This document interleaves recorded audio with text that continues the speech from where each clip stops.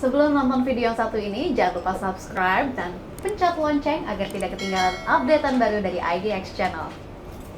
Sambung berbincang kita di segmen sebelumnya, Pak Hendra, implikasi lanjutan ketika komitmen dari pengurangan investasi terhadap proyek-proyek yang berkaitan dengan batu bara. Tadi APBI mengatakan harapan besar tertuju kepada Tiongkok untuk tetap melanjutkan.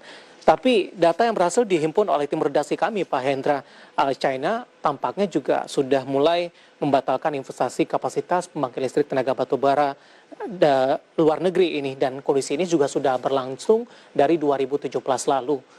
Bagaimana APBI melihat kondisi ini dengan harapan sebelumnya tertumpu besar terhadap Tiongkok, Pak Hendra, untuk keberlanjutan dari industri batubara dalam negeri?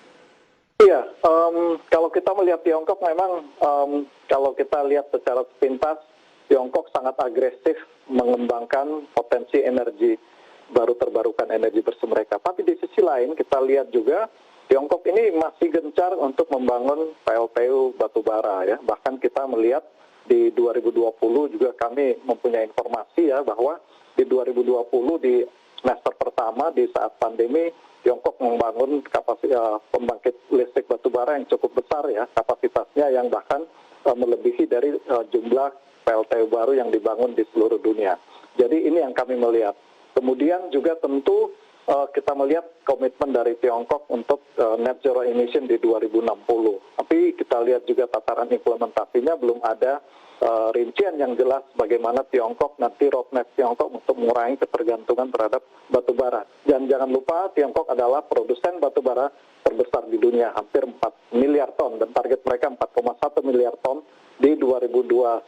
Jadi mereka terus berupaya meningkatkan batubaranya. Nah, yang menarik tentu kalau kita lihat Tiongkok ya, ekspor batubara Indonesia mengekspor lebih dari 32% ke Tiongkok.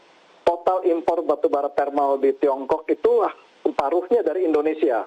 Yang menarik karena kita lihat bahwa ternyata harga ekspor batubara kita ke Tiongkok itu dari sisi perspektif buyer di Tiongkok itu lebih murah ketimbang mereka membeli batubara dalam negeri mereka sendiri. Karena kita batubara yang dihasilkan di Tiongkok itu kebanyakan di daerah-daerah yang terpencil di utara, Inner Mongolia yang ongkos transportasinya sangat mahal, sehingga mereka lebih murah mengimpor dari Indonesia. Dan juga jangan dilupakan kualitas batubara kita sangat pas dengan kebutuhan pembangkit listrik di Tiongkok yang sulfurnya, kalau kita sulfur yang lebih rendah. Jadi secara kualitas dan secara kompetitif ekonomian itu batubara kita masih cukup punya peluang untuk masuk ke pasar Tiongkok, meskipun ya Tiongkok mulai bertahap mengurangi penggunaan batubaranya.